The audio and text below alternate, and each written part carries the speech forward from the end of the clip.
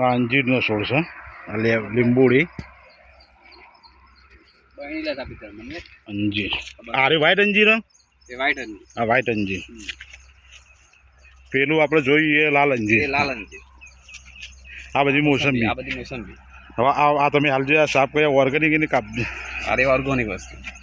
આ ઓર્ગેનિક. આ ઓર્ગેનિક વસ્તુ લીંબુ જેવો રસ નીકળે.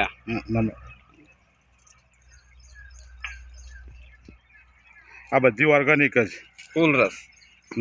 આ બધું તમે હા નાથી પેલા ઓર્ગેનિક આને બનાવો તમે બધું પ્રવાહી દવાઓ બધી વનસ્પતિ ની બધી. બરોબર.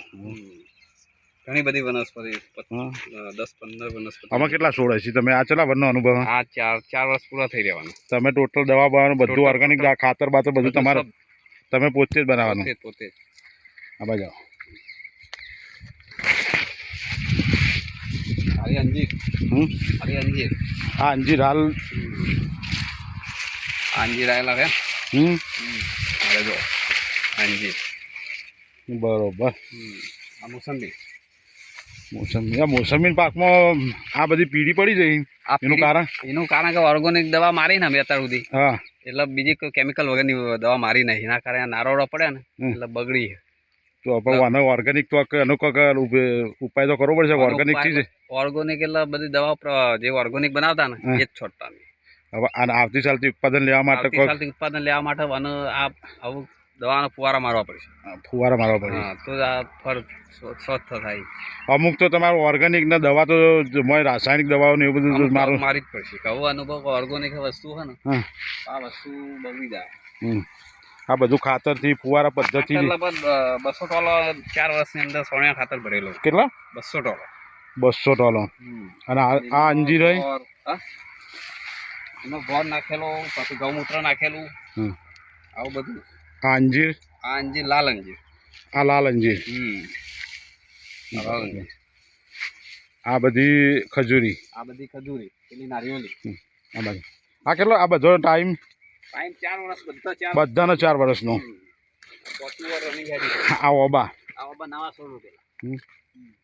અરે આપણે કયા કહેવાય? આ જે તમે આ જામફર. આ કઈ વેરાયટી આરી?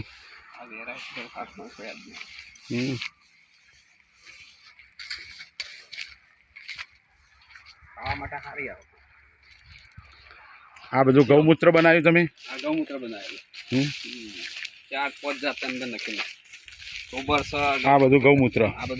જો આ ઓર્ગેનિક દવા બધી. આ બધી દવાઓ આ ગૌમૂત્ર બનાવેલું છે બધું. બનાવેલું ગોળ, ચણા લોટ, અડદનો લોટ. આ બધા ગોળ. આ બધું ગાયનું ગૌમૂત્ર, પછી ગાયનું ગોબર. 20-25 દાડા અંદર હલાઈ નાખવાનું. આ ફળ આવડું થાય કોનથી મોટું થાય? એનાથી મોટું થાય પણ આ ફુવારો મારે ને એના કારણે વિકાસ અટકી જાય. વિકાસ અટકી જાય. બરોબર. અને આ એમ તો રસ વાળી છે મોસંબી તો ફૂલ. લીંબુ કરતા રસ બહુ ને જો. પછી બીજું શું છે આમાં તમારે? બીજું સીતાફળ. સીતાફળ પણ ફળે એ મોટું જ થતું છે ને? એ મોટું જ ફળ થાય. હા, એ મોટું ફળ. એને બીજો કોઈ રોગ લાગુ પડતો નહીં. એ કમ્પ્લીટ પાક. આ ફાલસા. હા, આ ફાલસા. ખટપીટા. આ ફાલસા બધા.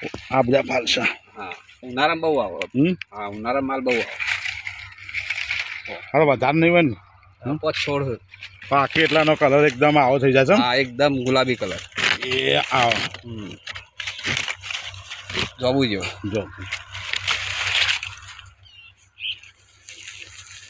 તો તમારા પાસે બીજું આવું જોઈએ કોઈને કોઈ સલાહ સૂચન લેવી તમે આપશો? સલાહ સૂચન લેવી આપણે આપે. તમારો નંબર 9247 કોઈ ધારો કે કોઈ ખેડૂતને આવો ઓબા આવવા છે કે ઓબાનો રોગ આવ્યો કોઈ કઈ રીતના હું કરવું એ બધું તમે સજેશન આપી શકશો?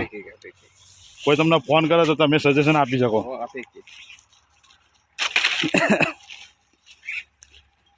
હા, એ પણ 4 વર્ષથી જ. હા, 4 વર્ષના છોડ બધા પાયાથી કરેલી. અને સ્થાપના પાયાથી અમે પોતે કરેલી. આ 4 વર્ષનો છે. તો કટિંગ વર્ષે 2 વખત કટિંગ થાય. એટલે છોડવા તો અદરક થઈ ગયા હોય મોટા મોટા.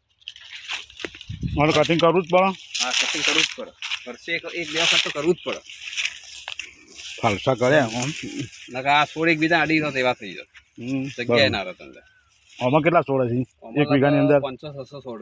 કેટલા વીઘા? અરે 2 વીઘા. સમજો ને 1 એકરમાં જ. હા 1 એકર.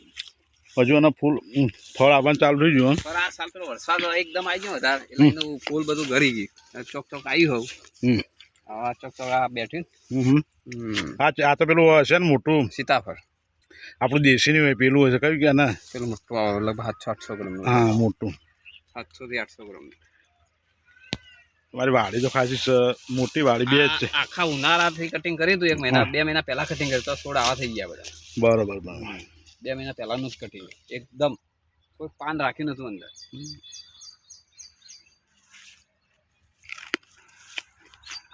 કોઈને ભાઈ આ છોડ વિશે માહિતી જોતી હોય ને તો રોમાજી ઠાકોરનો નંબર આપેલો છે અને સ્ક્રીન ઉપર નંબર આવશે એટલે એમનો તમે કોન્ટેક્ટ કરી શકો છો. કોઈ પણ માહિતી જોતી હોય છોડ વિશે તો 4 વર્ષનો અનુભવ છે એમનો, તમને અનુભવ આપશી.